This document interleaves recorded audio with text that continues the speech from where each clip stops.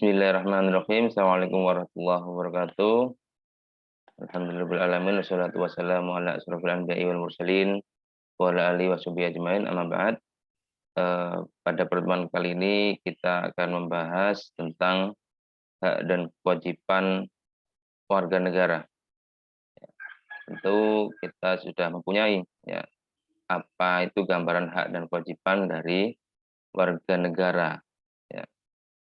Di antara kita mungkin ya sebagai warga negara tentu ada bentuk keterikatan kita terhadap negara, yaitu apa? Adanya hak dan kewajiban, ya. Yang mana secara timbal balik warga negara ini harus mempunyai apa ya? Hak yang kita terima apa dari negara dan kewajiban apa yang kita berikan pada negara.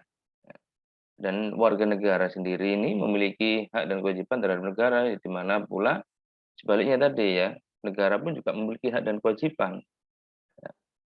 Jadi hak dan kewajiban warga negara merupakan sebuah isi konstitusi negara kita perihal hubungan antara warga negara dan negara.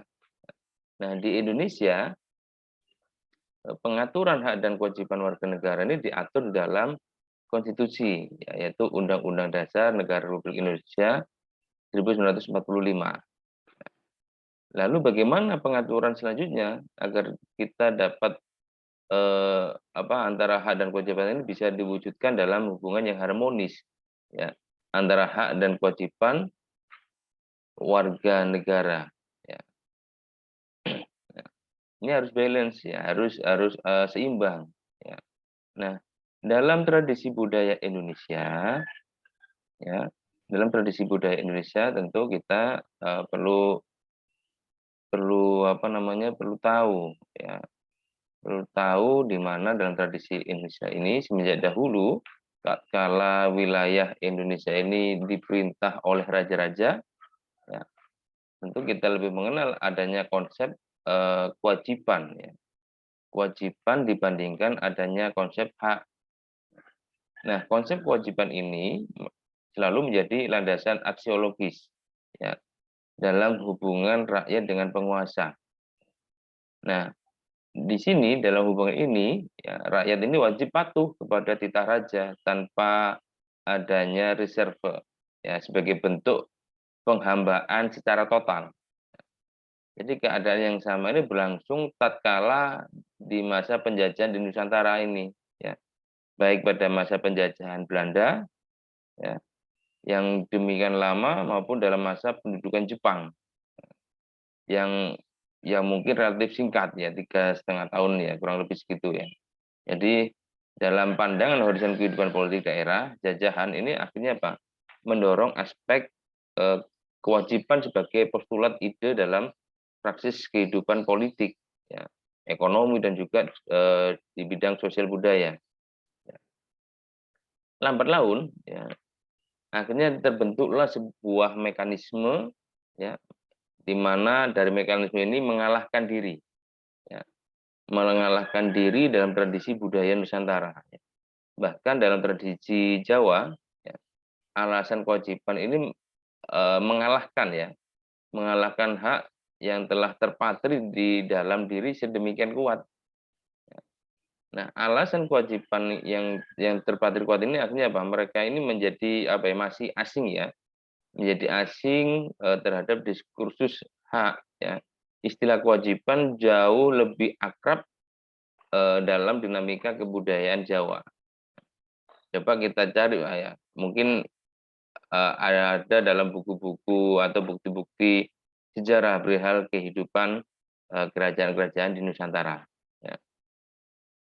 Nah, walaupun demikian dalam sejarah Jawa ya selalu saja muncul pergerakan-pergerakan ya, pemberontakan-pemberontakan dari petani ya, perjuangan-perjuangan kemerdekaan atau protes-protes dari wong cilik ya. Dari wong cilik atau kawula alit tadi ya. Yang dimana dari pergerakan protes ini akhirnya apa? Untuk melawan ya. Melawan para petinggi mereka maupun dalam hal menuntut pada kolonial penjajah ya. Nah, dalam aksi-aksi perjuangan emansipatoris ini lalu didokumentasikan ya, dalam dokumentasinya Multatuli ya, dalam bukunya Max Havelaar ya, yang jelas lahir dari tuntutan hak-hak mereka ini. Nah, tidak hanya itu, ya, ide tentang Ratu Adil ya dulu pernah ada kan, dibaca di buku-buku sejarah ya, ada pasukan Ratu Adil dan sebagainya. Ini juga turut mempengaruhi ya, turut mempengaruhi adanya gerakan-gerakan yang bercorak utopis ya.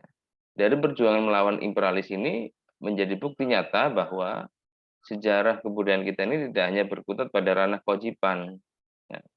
Para pejuang kemerdekaan ini melawan kaum penjajah tak lain karena apa? Karena hak-hak pribumi, ya, hak-hak para inlander ini dijajah, ya, dirampas, dijarah, ya.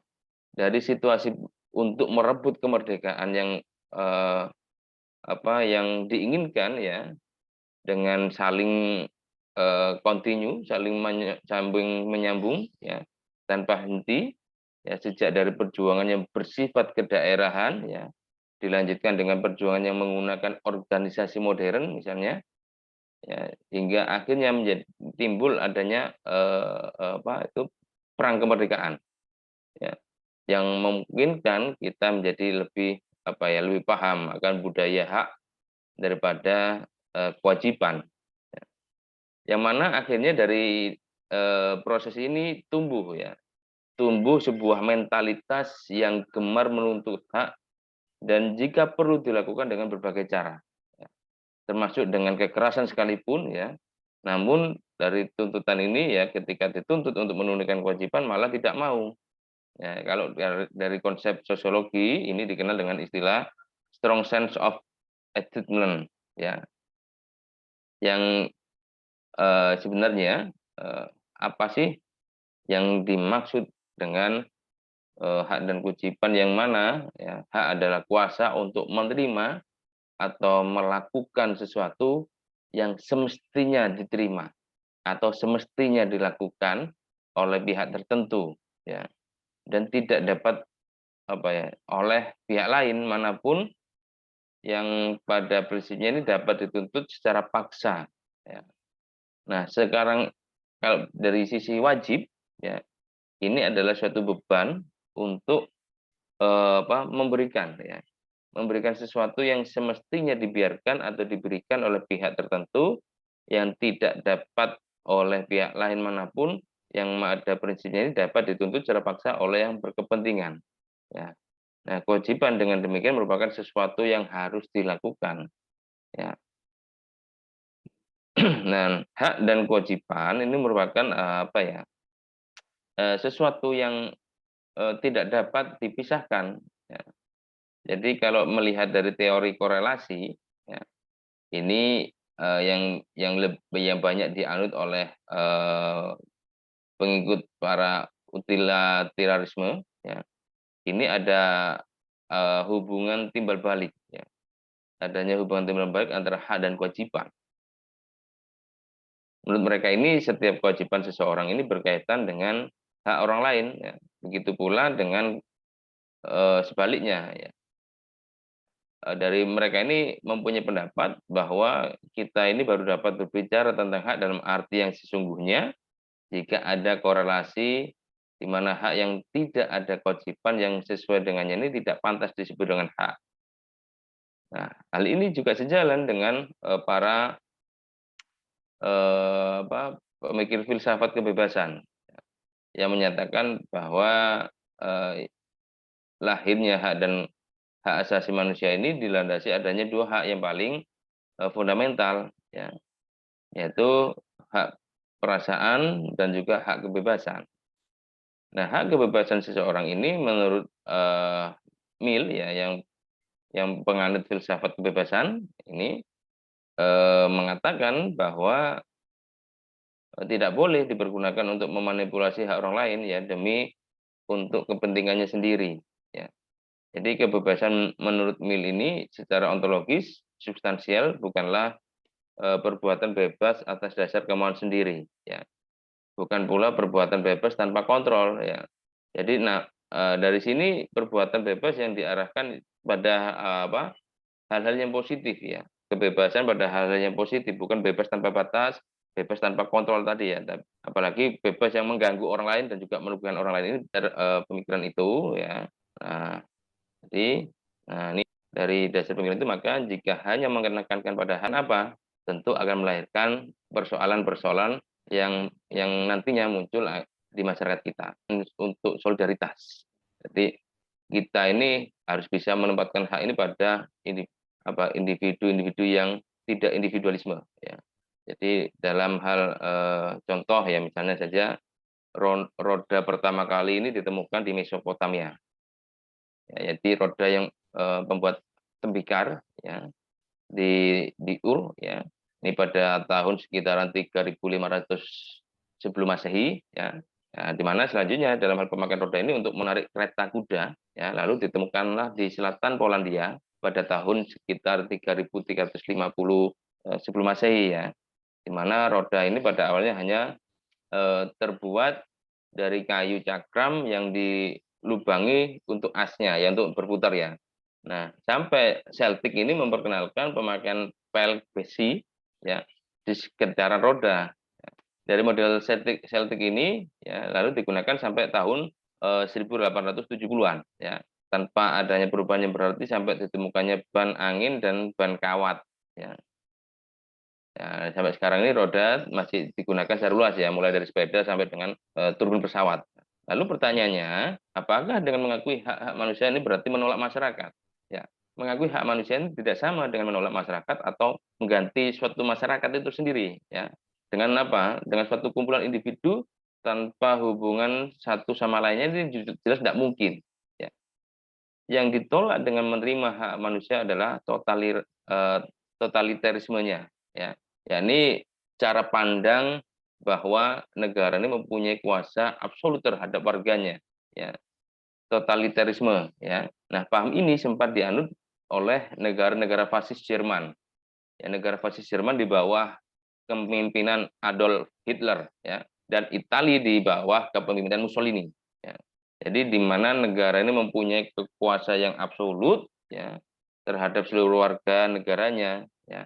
Termasuk juga Jepang pada masa Tenno Heika ya.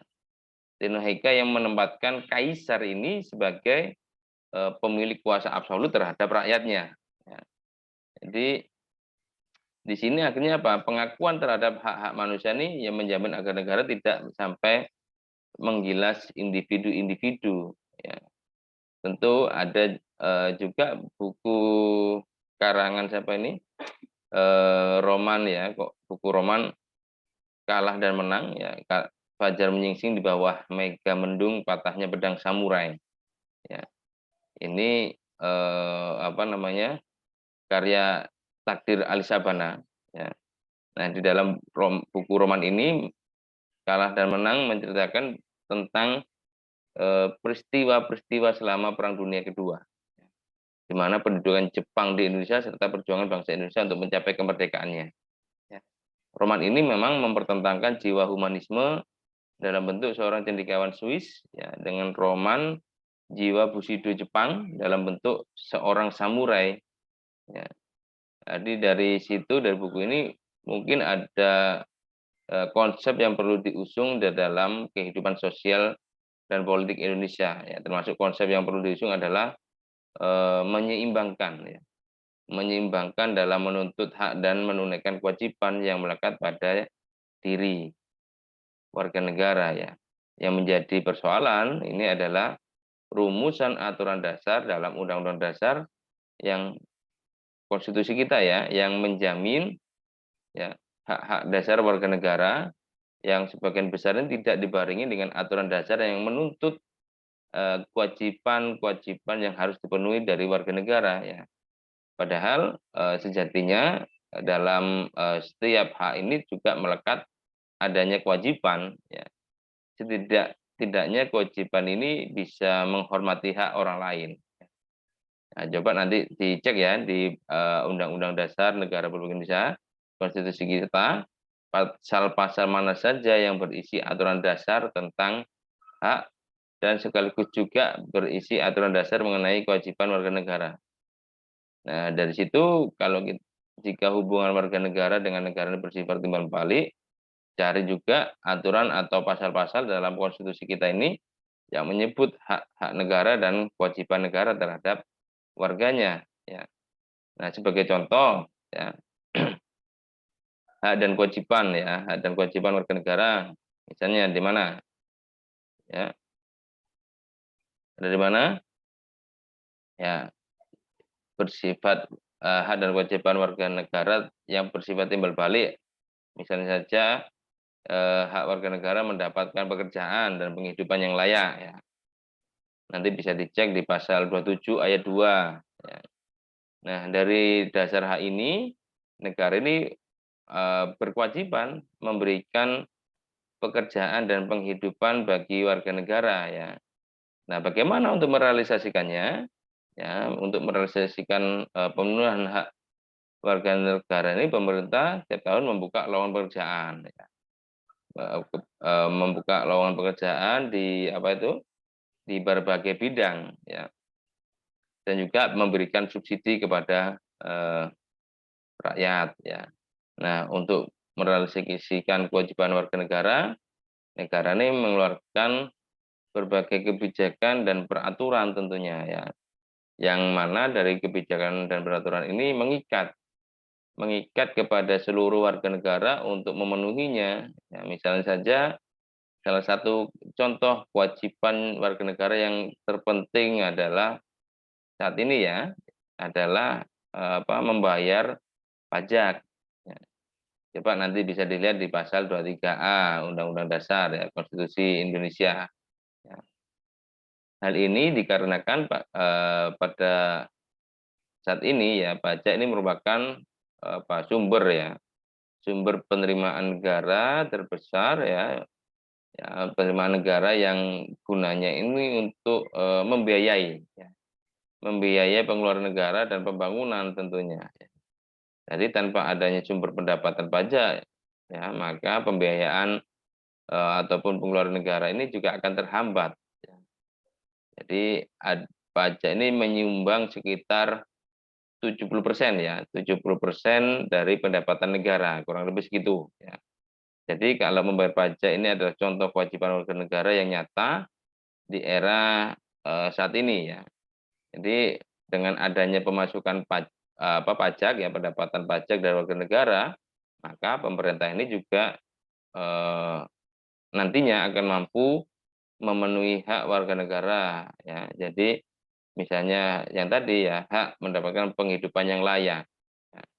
Nah, kalau negara tidak ada pemasukan, apa yang digunakan untuk bisa memberikan kewajibannya kepada warga negara, ya. Jadi itu, ya. Nah, kenapa diperlukan adanya harmoni, ya, relasi, ya, warga negara dengan negara, ya. Tentu kita juga akan memperoleh pemahaman bahwa dari tradisi budaya budaya Indonesia, ya, semenjak zaman kerajaan di Nusantara ini lebih mengenal tadi yang namanya konsep kewajiban dibandingkan dengan konsep hak, ya. Jadi mekanismenya ini adalah kepatuhan tanpa reserve rakyat terhadap penguasa, dalam hal ini raja atau sultan, sebagai bentuk penghambaan, ya, penghambaan yang total. Nah, jadi keadaan yang sama ini juga akhirnya berlangsung, ya, berlangsung pada masa penjajahan, ya, dan pendudukan Jepang ini, ya. Jadi kalau kita melihat dari ranah historisnya, jadi secara historis perjuangan untuk menegakkan hak asasi manusia ini terjadi di dunia, di di daratan Eropa, ya. Yaitu ada namanya filsuf Inggris yang pada abad 17 namanya John Locke, ya. John Locke ini pertama kali merumuskan adanya hak alamiah, ya, natural rights, ya, yang melekat pada setiap diri manusia, yaitu hak atas hidup, ya, hak kebebasan dan hak milik, ya. Nanti coba dilihat, ya, ikhwal kontribusi John Locke terhadap perkembangan demokrasi dan hak asasi manusia. Ini filsuf dari Inggris, ya. yang pada perkembangannya ya, ini nantinya sampai sekarang ditandai adanya 3 peristiwa penting ya. Setelah adanya konsep dari John Locke ini. Jadi ada peristiwa penting di apa di dunia Barat ya, yaitu ada peristiwa Magna Carta, ada revolusi Amerika dan juga revolusi Prancis ya. Ini sebagai titik tolak awal hak asasi manusia ya. Lalu di mana kita meletakkannya? Kalau itu dari secara historis ya. Lalu ada secara sosiologis ya, di mana tentu kita melihat ya akhir-akhir ini ya berbagai gejolak dalam masyarakat yang sangat memprihatinkan. Ya, ini munculnya karakter buruk yang ditandai kehidupan sosial budaya kita yang berubah sedemikian rupa secara drastis ya dan juga fantastis ya. Bangsa yang sebelumnya dikenal penyabar ya, yang ramah, sopan santun dan pandai berbahasa basi tentunya ya. Ini sekonyong-konyong menjadi yang bangsa yang pemarah, suka mencaci ya, pendendam ya. Lalu ada juga perang antar kampung ya, antar komunitas ya, antar suku ya, dengan tingkat kekejaman yang sangat biadab juga ya. Bahkan yang lebih tragis ya, anak-anak sekolah sekarang ya, yang masih duduk di bangku sekolah tentunya ya, ini sudah dapat saling menyakiti ya. Sudah banyak beredar kan? Ya. Yang ini menjadi sosok yang yang mengalami perubahan drastis tadi ya. Jadi situasi yang bergejolak ya, ini bisa secara sosiologis karena memiliki kaitan dengan struktur sosial dan sistem budaya yang telah terbangun pada masa yang lalu ya, jiwa-jiwa pemberontakan tadi ya. Jadi kalau kita mencoba untuk membaca situasi pasca reformasi sekarang ini, memang terdapat beberapa gejala sosiologis fundamental yang menjadi sumber terjadinya berbagai gejolak di dalam masyarakat. Ya, jadi ada kenyataan yang memprihatinkan bahwa setelah tumbangnya autokrasi ya di masa Orde Baru, ini ternyata bukan demokrasi yang kita peroleh, melainkan oligarki ya.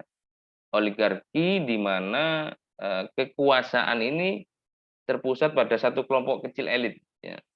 Nah, sementara sebagian besar rakyat kita ya tetap jauh dari sumber-sumber kekuasaan ya, di mana sumber kekuasaan itu ada wewenang, uang, hukum, informasi, pendidikan dan sebagainya ya. Jadi saat ini negara kita ini dikuasai oleh kekuasaan yang terpusat pada sekelompok elit tertentu ya, oligarki ya. Dan di mana sumber terjadinya berbagai gejolak dalam masyarakat kita saat ini adalah akibat munculnya kebencian sosial ya. Kebencian sosial yang budaya yang terselubung ya. Di mana gejala ini muncul dan semakin menjadi-jadi ya setelah runtuhnya atau bergantinya rezim dari Orde Baru ya. Di mana ketika rezim Orde Baru ini berhasil dilengsarkan ya, jadi pola konflik di Indonesia ini ternyata ya, bukan hanya terjadi antara pendukung fanatik Orde Baru dengan pendukung reformasi, ya. Tetapi juga justru bisa meluas menjadi konflik antar suku, ya, antar umat beragama, ya, antar kelas sosial, ya, antar konflik dan lain sebagainya. Ini yang belakangan ini menjadi fenomena di negara kita, ya, yang tentunya juga menjadi suatu cita-cita luhur yang akhirnya sedikit terhempas ya dengan adanya kondisi kekinian ya. Jadi Indonesia ini baru harus dibangun ya.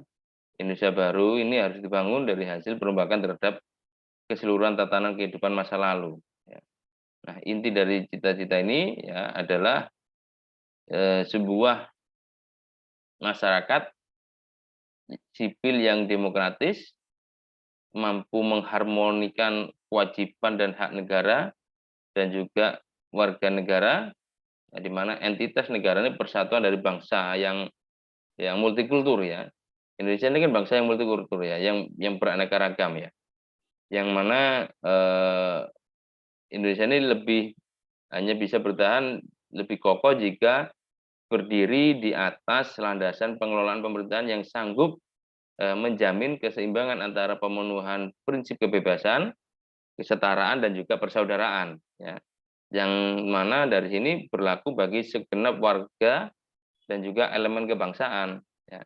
Nah, tuntutan ini bukan hanya tentang pemenuhan hak-hak individu ya dan juga hak-hak kelompok masyarakat ya. Jadi melainkan juga kewajiban untuk bisa mengembangkan solidaritas gotong royong ya dalam rangka kemaslahatan dan kebahagiaan hidup bangsa untuk untuk keseluruhan ya. Nah, itu ya tentu juga ada aspek sosiologi, juga ada aspek politik ya, di mana dari sumber politik ini yang mendasari dinamika kewajiban dan hak negara dan warga negara Indonesia adalah adanya proses dan hasil dari perubahan atau amandemen Undang-Undang Dasar ya, yang terjadi di masa reformasi. Ya, di mana pada awal reformasi ya, pertengahan tahun 98 ini muncul berbagai tuntutan reformasi di masyarakat ya. Nah, tuntutan ini ya disampaikan oleh berbagai kalangan ya, berbagai komponen bangsa, terutama oleh mahasiswa dan para pemuda ya. Ini banyak sekali tuntutan itu ya, yang akhirnya dilakukanlah dengan adanya tuntutan tadi untuk mengamandemen Undang-Undang Dasar karena amat berkaitan dengan dinamika penghormatan dan penegakan hak asasi manusia di Indonesia ya. Dan tuntutan ini didasarkan pada pandangan bahwa Undang-Undang Dasar ini belum cukup ya memuat landasan bagi kehidupan yang demokratis, pemberdayaan rakyat dan juga adanya penghormatan HAM ya. Nah, di samping itu di dalam tubuh Undang-Undang Dasar kita ya, ini juga terdapat pasal-pasal yang menimbulkan multitafsir ya. Pemandangan multitafsir atau penafsiran beragam ya, dan juga bisa membuka peluang bagi penyelenggara negara yang otoriter ya. Otoriter lalu sentralistik ya, tertutup berpotensi juga melahirkan praktik-praktik KKN ya. Jadi di mana penyelenggara negara yang demikian inilah yang akhirnya menyebabkan timbulnya kemerosotan kehidupan nasional. Nah, menjadi salah satu buktinya ya, hal itu adanya krisis di berbagai bidang ya. Krisis multidimensional ya. Akhirnya tuntutan perubahan Undang-Undang Dasar ini merupakan suatu terobosan yang besar ya. Terobosan yang besar di mana dikatakan terobosan yang besar ini karena pada era sebelumnya di masa Orde Baru ya eh, tidak dikehendaki adanya perubahan itu ya. Jadi tidak ada perubahan terhadap Undang-Undang Dasar ya. Nah, sikap politik pemerintah yang diperkuat oleh MPR ini lalu diperkuat untuk mengubah Undang-Undang Dasar ya. Apabila muncul juga kehendak perubahan Undang-Undang Dasar ini didahului referendum persetujuan terhadap rakyat, meminta pendapat pada rakyat ya. Dengan persyaratan yang sangat ketat tentunya ya. Nah, karena persyaratannya yang sangat ketat ini, maka kecil kemungkinan untuk berhasil melakukan perubahan Undang-Undang Dasar. Jadi dalam perkembangannya, tuntutan perubahan Undang-Undang Dasar ini menjadi kebutuhan bersama dari bangsa Indonesia. Ya. Jadi sesuai dengan MPR hasil pemilu tahun 1999, ya sesuai dengan kewenangannya yang diatur di dalam pasal 3 dan pasal 37, ya, yang merupakan perubahan secara bertahap dan sistematis ya. Ini dilakukan sebanyak 4 kali ya.